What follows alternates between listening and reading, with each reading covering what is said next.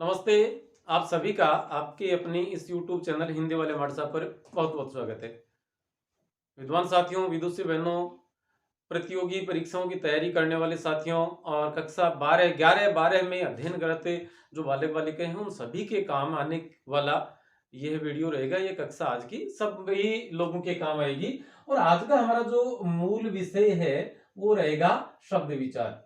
और शब्द विचार हम क्यों पढ़ रहे हैं 12वीं कक्षा में के बच्चों के लिए, यदि मैंने कहा है तो इसकी एक वजह है।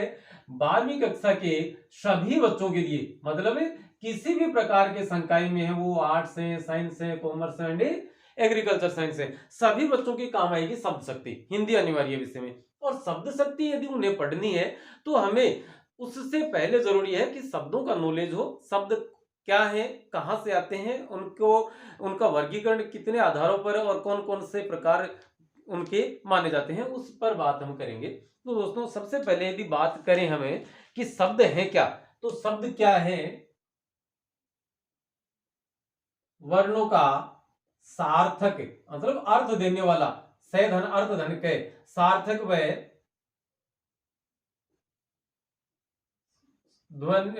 वर्णों का सार्थक व व्यवस्थित समूह है, क्या कहलाता है? शब्द कहलाता है। जब कोई शब्द अपने आप में स्वतंत्र कहीं भी काम में आ रहा है तब तो वह शब्द है, लेकिन वाक्य में प्रयुक्त होने के बाद, जब वाक्य में प्रयुक्त होने के बाद अन्य शब्दों से उसका मेल हो जाता है, अन्य शब्दों के साथ उसका संबंध स्थापित हो जाता है, तो वह शब्द शब्द न रहकर क्या बन जाता है? वह पद बन जाता है। जैसे हम बात करेंगे कि जैसे कमल एक शब्द है।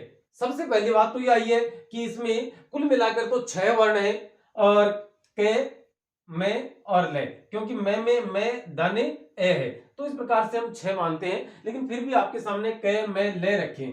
अब इन कै मैं ले को यदि हम इस प्रकार से व्यवस्थित कर देते हैं, कलम, तो ये कलम शब्द बन जाता है, एक शिरोरेखा के नीचे आगे, तो इसका अर्थ लेखनी हो जाता है, और इस लिहाज से यह शब्द बन जाता है। यदि इन्हीं वर्णों को और हम इसी क्रम में रखें, कै में ले, तो शब्द बन जाता है कमल। यह एक किसी व्यक्ति विशेष का नाम हो सकता है या कोई पुष्प हो सकता है, तो यह भी शब्द बन जाता है। लेकिन हम इन्हीं को उल्टे क्रम में लिखें, ले में के या लकम, तो ये शब्द वर्ण तो वो के वो हैं, लेकिन इनका कोई अर्थ नहीं है, ये सार्थक नहीं है। सार्थक न होने की वजह से इनको शब्द की श्रेणी में नहीं रखा जा सकता, ये शब्द नहीं है।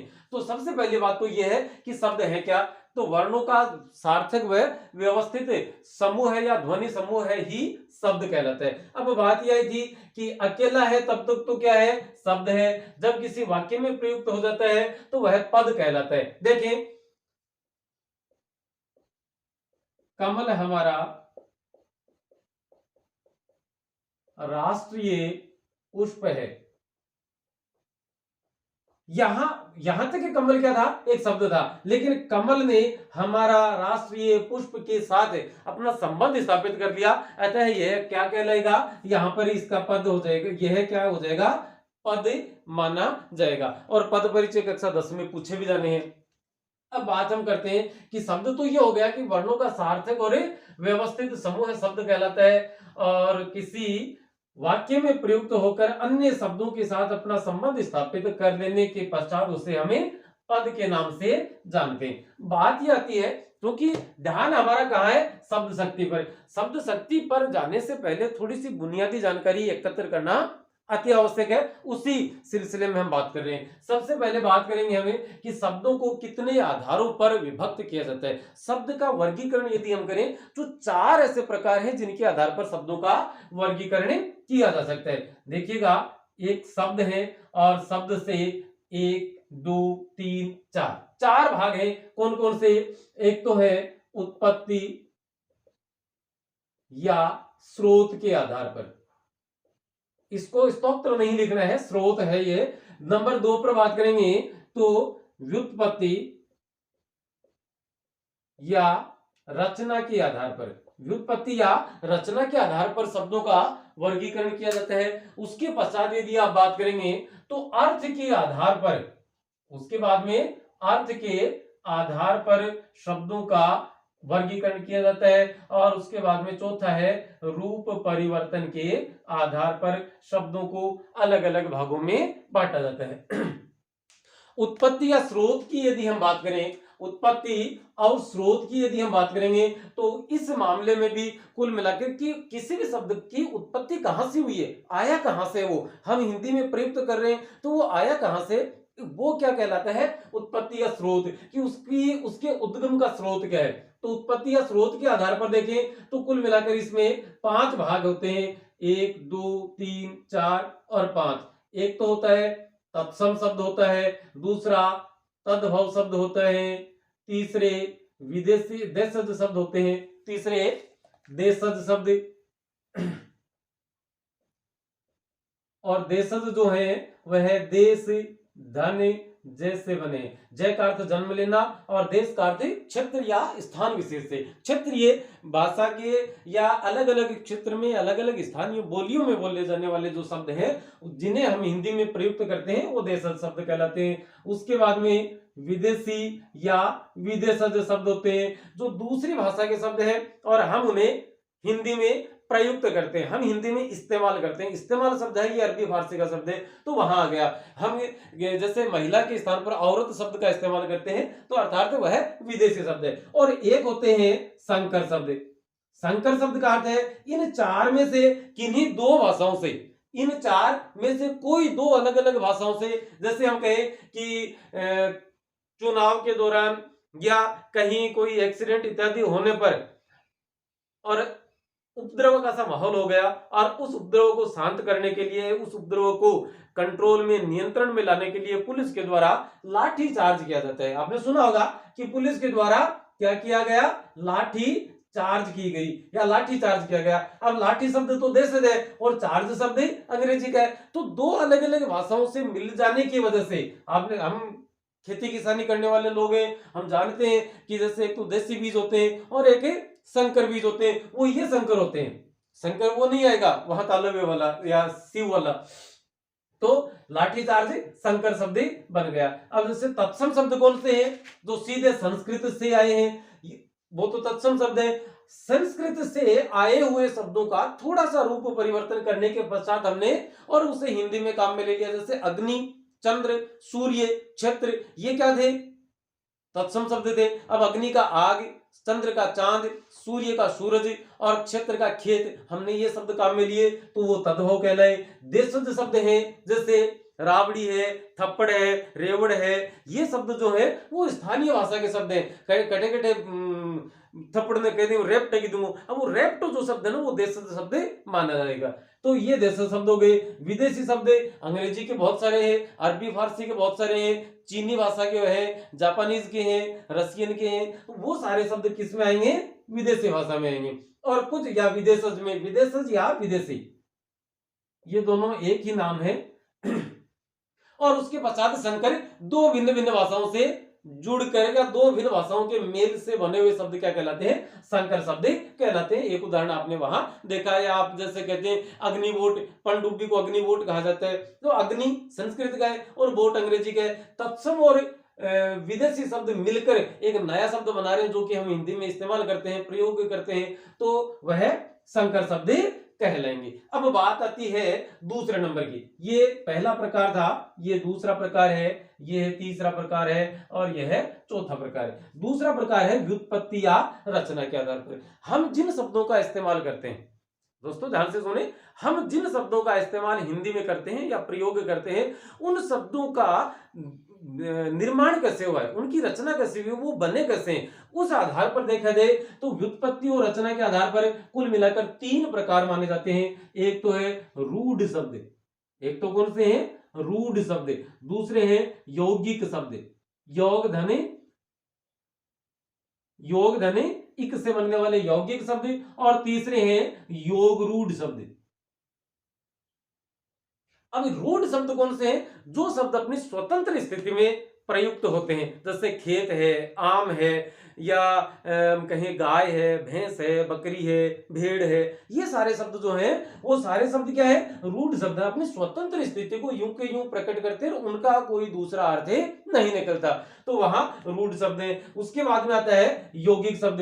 तो किन्हीं दो, कम से कम दो शब्दों के मेल से बने हुए शब्द का प्रयोग जब हिंदी भाषा में किया जाता है तो उसे यौगिक शब्द कहते हैं। जैसे खाना पकाने के लिए हमें और एक घर का, एक कमरे का इस्तेमाल करते हैं, उसे रसोई घर कहते हैं। तो रसोई अलग शब्द हो गया और घर अलग शब्द हो गया। घर क्या था, रूढ़ शब्द है, रसोई भी रूढ़ शब्द है। इसी प्रकार से जैसे है दूध वाला, दूध वाली, दूध वाले, तो दूध अलग शब्द है और वाला अलग शब्द है। दोनों शब्दों को मिलाने से, दोनों शब्दों के संयोग से एक नए शब्द का निर्माण होता है और नया अर्थ प्रकट करता है, तो वह यौगिक शब्द कहलाएगा। और तीसरे होते हैं योग रूढ़ शब्द। प्रक्रिया तो यही होती है यौगिक वाली, दो भिन्न भिन्न शब्दों के मिलने से कई शब्द बनते हैं और वो किसी विशेष अर्थ में रूढ़ होते हैं, वो किसी विशेष अर्थ में रूढ़ होते हैं। इसलिए दो शब्द मिल रहे हैं, इस आधार पर हम उन्हें यौगिक शब्द नहीं कह सकते, क्योंकि दूसरा इसका बंधन है, दूसरी इसकी सीमा है, दूसरी इसकी कंडीशन है कि वे किसी नए अर्थ में रूढ़ हो जाते हैं, पक जाते हैं, तो वो योग रूढ़ कहलाते हैं। जैसे हम लिखते हैं लंबा दाने उदर, और शब्द बन गया लंबोदर। शब्द क्या बन गया, लंबोदर। लंबोदर शब्द जो ही हमने काम में लिया तो तत्काल हमारा ध्यान कहां जाता है, इस शब्द के इस्तेमाल से ही हमारा ध्यान गणेश पर जाता है, भगवान गणेश पर जाता है। अर्थात ये लंबोदर शब्द गणेश के अर्थ में योग रूढ़ है। पीतांबर की बात करेंगे तो वह कृष्ण के अर्थ में योग रूढ़ है। वीणा पाणी की बात करेंगे, सरस्वती के अर्थ में योग रूढ़ है। जैसे वीणा है पानी में जिसके वह, पानी का अर्थ होता है हाथ, वीणा पानी, कि वीणा है पानी में जिसके वह, तो अर्थात वह सरस्वती। तो योग रूढ़ शब्द वे कहलाते हैं जो दो भिन्न भिन्न शब्दों के मेल से बने हैं और किसी विशेष अर्थ में रूढ़ हो जाते हैं, वो योग रूढ़ कहलाते हैं। मतलब आप ये समझ सकते हैं कि बहुव्रीहि समास का प्रत्येक उदाहरण, बहुव्रीहि समास का प्रत्येक उदाहरण किसमें माना जाएगा, योग रूढ़ में। यौगिक शब्द जो है इसमें चार प्रकार के शब्द आते हैं। इसकी रचना भी कितने प्रकार से होती है, चार प्रकार से होती है। संज्ञा से, सर्वनाम से, समास से, सॉरी संज्ञा, समास, उपसर्ग और प्रत्यय। ये कितने प्रकार के हैं, एक नंबर पर संज्ञा, दो पर समास, तीन पर उपसर्ग और चार पर है प्रत्यय। ये जो चार प्रक्रियाएं हैं, इन प्रक्रियाओं से बनने वाले शब्द कौन से शब्द होते हैं, यौगिक शब्द कहलाते हैं। बहुव्रीहि समास का उदाहरण है, समास यहां आ गया वैसे, लेकिन बहुव्रीहि समास का कोई उदाहरण है तो वह योग रूढ़ शब्द के अंतर्गत उसे पढ़ा और माना जाना चाहिए। चलते हैं तीसरे भेद पर, और तीसरा जो पार्ट है ये इस शब्द शक्ति की दृष्टि से सबसे महत्वपूर्ण माना जाना चाहिए। तो चलते हैं तीसरे भाग पर चले, तो बात करते हैं हम अर्थ के आधार पर शब्दों को कितने भागों में बांटा गया है, तीन भागों में। अर्थ के आधार पर शब्द कितने प्रकार के होते हैं, तीन प्रकार के। वाचक शब्द, एक तो है वाचक शब्द, दूसरा है लक्षक शब्द और तीसरा है व्यंजक शब्द। तीसरा कौन सा है, व्यंजक शब्द। अब देखिएगा, कोई शब्द है कहीं प्रयुक्त हुआ है, कोई शब्द किसी भी वाक्य में प्रयुक्त हुआ और वाक्य में प्रयुक्त होते समय उसने अपना जो मूल अर्थ है, लोक प्रचलित अर्थ है, शब्दकोशीय अर्थ है, अभिधेय अर्थ है या संकेतित अर्थ है। चार मैं लिख देता हूं। एक तो या तो संकेतित अर्थ, अर्थ आप इसके मान के चलिए अर्थ भी, उसके बाद में अभिधेयार्थ या शब्दकोशीय या शब्दकोशीय अर्थ है, और शब्दकोशीय के बाद में उसका मूल या लोक प्रचलित अर्थ है जनता में, लोक मतलब समाज में प्रचलित अर्थ जो है, वो अर्थ यदि कोई भी वाक्य, कोई शब्द प्रकट कर रहा है तो उसे क्या माना जाएगा? वाचक शब्द माना जाएगा। अब आते हैं नंबर 2 पर। नंबर 2 पर है लक्षक शब्द। जब मूल शब्द का अर्थ ग्रहण करने में कहीं ना कहीं बाधा पहुंचे, तब लक्षणों के आधार पर, ध्यान से सुन ले, मूल अर्थ को ग्रहण करने में बाधा पहुंचे और लक्षणों के आधार पर अर्थ ग्रहण किया जाता है तो उस शब्द को लक्षक शब्द कहा जाता है। जैसे पहले वाले की बात करें तो हम कहें गधा चर रहा है। गधा चर रहा है। इस वाक्य को पढ़ते ही और गधा शब्द को यदि रेखांकित कर दिया गया, अंडरलाइन कर दिया गया, तो हम समझेंगे कि गधा नाम का एक जानवर है, वह चर रहा है। या हम दूसरा लिख देंगे एक कि राजस्थान हमारा राज्य है, या राजस्थान भारत का सबसे बड़ा राज्य है। तो इस राजस्थान से, जो राजस्थान राज्य है, उसी के संबंध में हमारी बात है कि वो जो उसका भूखंड है, जो मानचित्र है वह है, और हमारा राज्य है, तो इसमें राजस्थान का मानचित्र हमारे दिलो दिमाग में आ जाता है। तो वहां तो क्या है? वाचक शब्द है। लेकिन एक यह लिख दिया जाए कि बैल गधे से कम गधा है। बैल गधे से कम गधा है। इस बैल का अर्थ क्या है? वाचक शब्द। ये बैल क्या है? वाचक शब्द है। ये गधे वाचक शब्द है। लेकिन कम गधा है, इस गधा शब्द का अर्थ ग्रहण करना पड़ेगा हमें। और गधा शब्द का अर्थ यदि हमें वो पशु या वो जानवर ग्रहण करते हैं तो गधा गधे से कम गधा है, समझ में नहीं आया, कुछ बना नहीं, असहज हो गए हम। तब हमें इसके लक्षणों के आधार पर कि गधा, बैल गधे से कम गधा है, कि बैल गधे से थोड़ा कम मूर्ख है, क्योंकि गधे की पहचान मूर्ख के रूप में मैं मानता हूं कि गधा बहुत मेहनती जीव है। तो बैल को ऐसा भी कहा जा सकता है कि बैल गधे से कम मेहनती है, कम मेहनत करता है। तो यहां इस गधा शब्द का अर्थ हमें वाचक, जो इसका लोक प्रचलित अर्थ था, नहीं समझ में आया, संकेतित भी नहीं कर सकते, अभिधेयता अर्थ भी नहीं कर सकते, और शब्द को उसी अर्थ भी ग्रहण नहीं कर सकते। तब हमने इसका अर्थ किसके आधार पर लिया? लक्षणों के आधार पर इसका अर्थ ग्रहण किया, और लक्षणों के आधार पर अर्थ ग्रहण किया तो शब्द कौन सा हो जाएगा? लक्षक शब्द हो जाएगा। ठीक है। अब बात करते हैं व्यंजक शब्द की। व्यंजक शब्द में क्या होता है?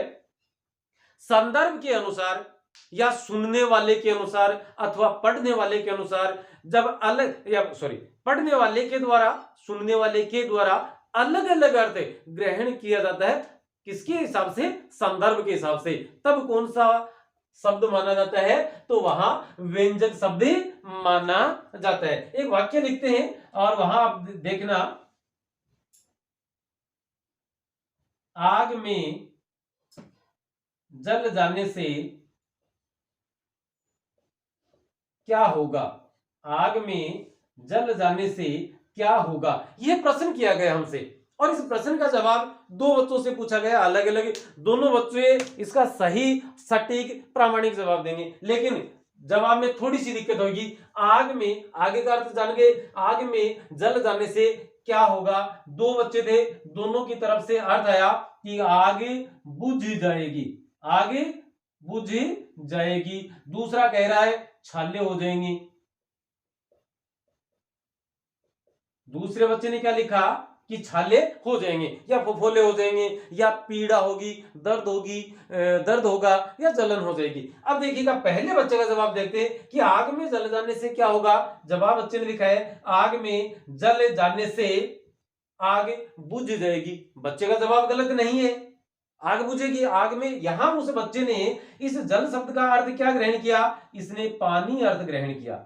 ठीक है, तो आग में पानी जाने से आग बुझ जाएगी, बच्चे का जवाब सही है। दूसरा है कि आग में जल जाने से क्या होगा, तो इस बच्चे ने जल शब्द जो है उसको जलना क्रिया की अर्थ में ग्रहण किया। इस शब्द का अर्थ है, इस जल का इस दूसरे बच्चे ने कैसा अर्थ ग्रहण किया? जलना क्रिया।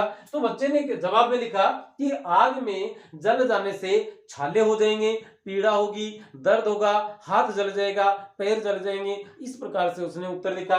दोनों का ही उत्तर गलत नहीं है। इसलिए जब संदर्भ के अनुसार किसी शब्द का अलग अलग अर्थ ग्रहण किया जाता है तो वहां व्यंजक शब्द माना जाता है। या जैसे श्लेष अलंकार का कोई भी उदाहरण है, रही मन पानी राखिए, बिन पानी सब सून, पानी गए न उबरे, मोती मानस सुन। जहां चून पानी शब्द का अर्थ मनुष्य के अर्थ में और आटे के अर्थ में और मोती के अर्थ में, या चून का अर्थ कुछ विद्वान चूना शब्द लेते हैं, चुनने से लेते हैं, कुछ आटे से लेते हैं, जो भी है आप दोनों मान के देख सकते हैं। तीनों मोती के अर्थ में अलग है, मनुष्य के अर्थ में अलग है और आटे के अर्थ में उसका अलग अर्थ है। इसलिए तीन अर्थ हो गए तो वहां कौन सा शब्द माना जाएगा? व्यंजक शब्द उसे माना जाएगा। गांठ बांध लें इस बात की कि जहां कहीं भी श्लेष अलंकार की प्राप्ति हो रही है वहां कौन सा अलंकार माना जाए, वहां कौन सा शब्द होगा? व्यंजक शब्द माना जाएगा। या एक दूसरी इसके लिए भी आप और मान लेंगे, जब हिंदी भाषा का कोई भी मुहावरा कहीं भी प्रयुक्त होता है तो उसमें लक्षक शब्द माना जाएगा। मतलब हमें, जैसे वह हवा से बात कर रहा था तो हवा से बात नहीं की जा सकती कभी। आप समझ सकते हैं कि हवा से कोई आदमी कैसे बतिया सकता है? कोई बात नहीं की जा सकती। जब बात नहीं की जा सकती तो इसका अर्थ है हमें हवा से बात करना, मतलब हवा बहुत तेज चलती है और दौड़ चलती है। उसी प्रकार से कोई व्यक्ति बहुत तेज दौड़ता है तब उसे कहा जाता है कि वह व्यक्ति तो हवा से बातें कर रहा था। तो हमने लक्षणों के आधार पर अर्थ ग्रहण किया, इसलिए लक्षक शब्द कहलाएगा। कोई भी मुहावरा है लक्षक शब्द। कोई किसी वाक्य में, किसी पद में श्लेष अलंकार है तो वहां व्यंजक शब्द माना जाएगा। इस पर लंबी बात करेंगे थोड़ी सी। अब देखिएगा, वाचक शब्द हो गए। वाचक शब्द के द्वारा जो अर्थ दिया जाता है वह क्या कहलाता है? वह अर्थ इस प्रकार से कहलाएगा, हम यहां लिखते हैं, वाचक शब्द के द्वारा जो अर्थ प्रकट किया जाता है वह वाच्यार्थ कहलाता है। वह क्या कहलाता है? वाच्यार्थ कहलाता है। लक्षक शब्द के द्वारा जो कोई अर्थ प्रकट किया जाता है वह लक्ष्यार्थ कहलाता है। वह क्या कहलाता है? लक्ष्यार्थ। और व्यंजक शब्द के द्वारा जब कोई अर्थ प्रकट किया जाता है तो वह व्यंग्यार्थ कहलाता है। ठीक है। और इनके द्वारा प्रकट की जाने वाली, देखिएगा, शब्द का अर्थ है और अर्थ के द्वारा प्रकट की, इस शब्द के द्वारा जो शक्ति प्रकट की जाती है वह इसमें अभिधा शब्द शक्ति मानी जाती है, जो कि शब्द शक्ति तीन ही है और तीनों हम पढ़ेंगे। दूसरे में यहां पर लक्षणा शब्द शक्ति मानी जाती है और तीसरे में व्यंजना शब्द शक्ति मानी जाती है। ये लीजिए, यहां से अब हमें और शक्ति की बात करना शुरू करेंगे। तो शक्ति की बात, शब्द शक्ति की यदि हम बात करेंगे उससे पहले ये बुनियादी जानकारी ज्यादा जरूरी थी जिससे हमें जरूरी पढ़ना चाहिए। अब देखते हैं, तो वाचक अर्थ के आधार पर तीन प्रकार बांटे। अर्थ के आधार पर जो अर्थ प्रकट किया जाता है वो अर्थ ये कहलाते हैं। जो इन शब्दों के द्वारा जो शब्द शक्ति प्रकट की जाती है वह अभिधा, लक्षण और व्यंजना क्रमशः कहलाती है। अब चौथा भाग शब्दों का। शब्दों को हमने चार आधारों पर बांटा था। ये शब्द के वर्गीकरण के आधार थे चार। पहला उत्पत्ति या स्रोत, दूसरा व्युत्पत्ति या रचना, तीसरा अर्थ और चौथा है रूप परिवर्तन के आधार पर। अब रूप परिवर्तन के आधार पर देखें तो रूप कैसे बदलते हैं कोई शब्द। रूप परिवर्तन के आधार पर यदि हम देखेंगे तो कुल मिलाकर दो प्रकार माने जाते हैं। कितने प्रकार? दो प्रकार। एक तो माने जाते हैं विकारी शब्द। एक तो कौन से हैं? विकारी शब्द, जिनमें विकार पैदा होता है, जो काल, लिंग, वचन इत्यादि के आधार पर अपना रूप परिवर्तित कर लेते हैं, वो तो विकारी शब्द हैं। और दूसरे नंबर पे आते हैं अविकारी शब्द। अविकारी का अर्थ क्या है? कि जहां जो शब्द काल, वचन, लिंग के आधार पर अपना रूप परिवर्तित नहीं करते, उस पर कोई फर्क नहीं पड़ता, वो अविकारी शब्द कहलाते हैं। अब देखिएगा, विकारी शब्द जो है वो कितने प्रकार के हैं? वो चार प्रकार के हैं। नंबर एक पर है संज्ञा, नंबर दो पर है सर्वनाम, नंबर तीन पर है विशेषण और नंबर 4 पर आप लिखें क्रिया। ये चार शब्द, ये जो चार प्रकार हैं, ये क्या कहलाते हैं? विकारी शब्द कहलाते हैं। जैसे संज्ञा, लड़का, लड़की, लड़के, बहुवचन हो गए लड़का पुल्लिंग है, लड़की स्त्रीलिंग हो गई, और लड़के या लड़कियां पुल्लिंग और स्त्रीलिंग का बहुवचन हो गया।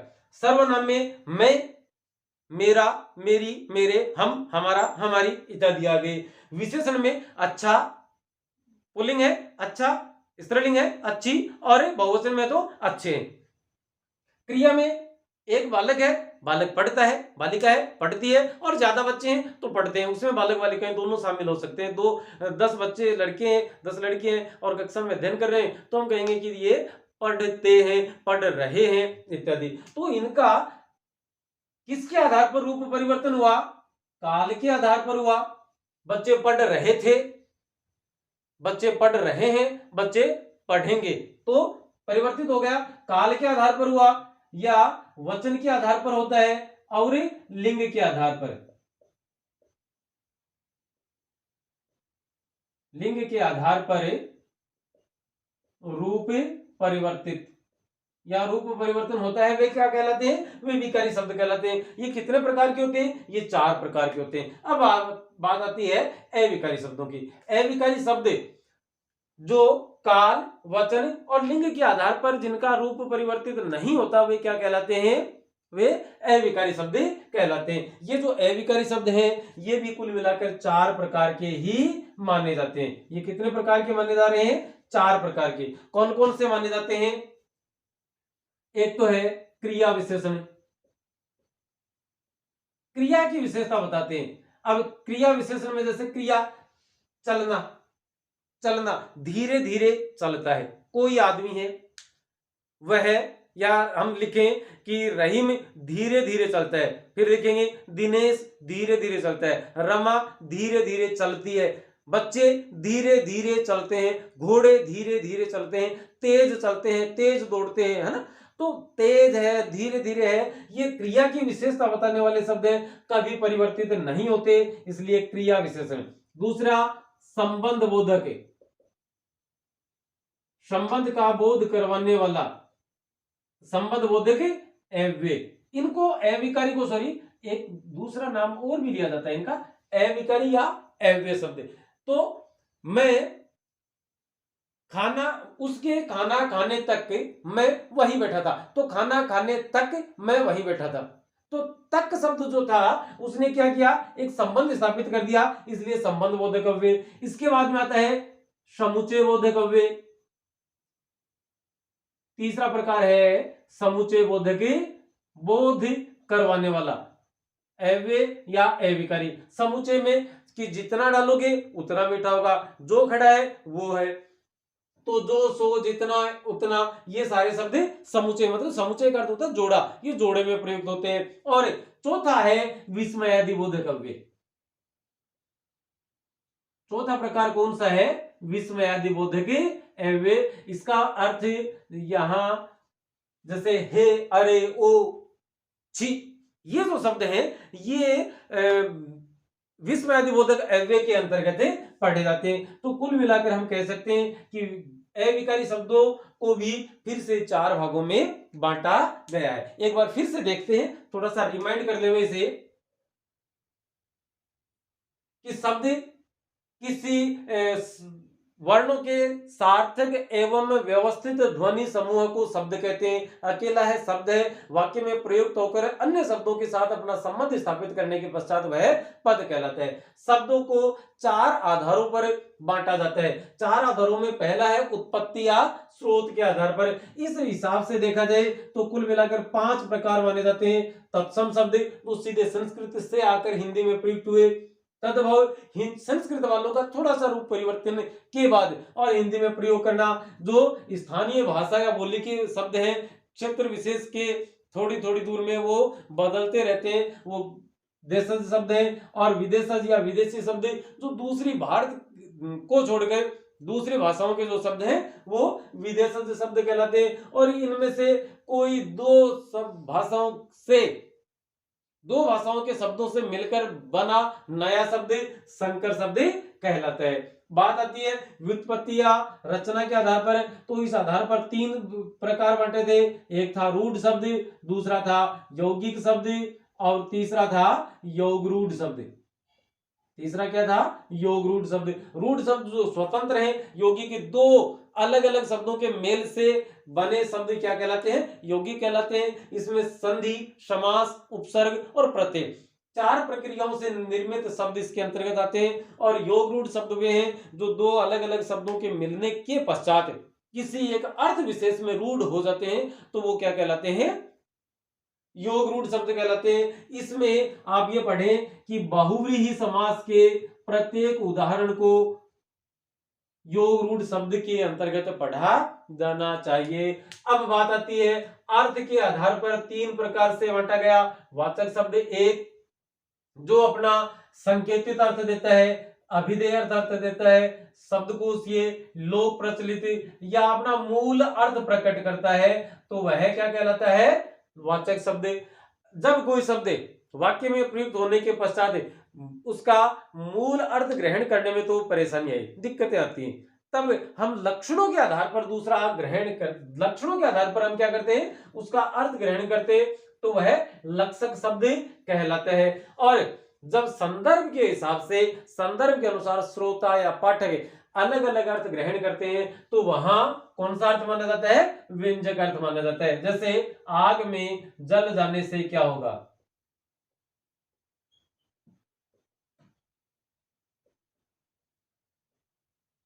कौवा उड़ता आकाश में मगर रहता कहां? देखिए लिखते हैं कौवा उड़ता आकाश में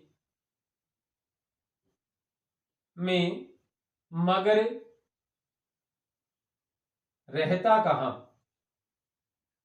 यदि इस प्रश्न का जवाब किसी बच्चे से पूछा जाए, 2 बच्चों से पूछा जाए, तो इस मगर शब्द को एक बच्चा तो लेकिन, परंतु या अंग्रेजी भाषा के बट के हिसाब से काम मिलेगा कि कौवा उड़ता आकाश में लेकिन रहता कहां, तो वो कहेगा घोंसले में।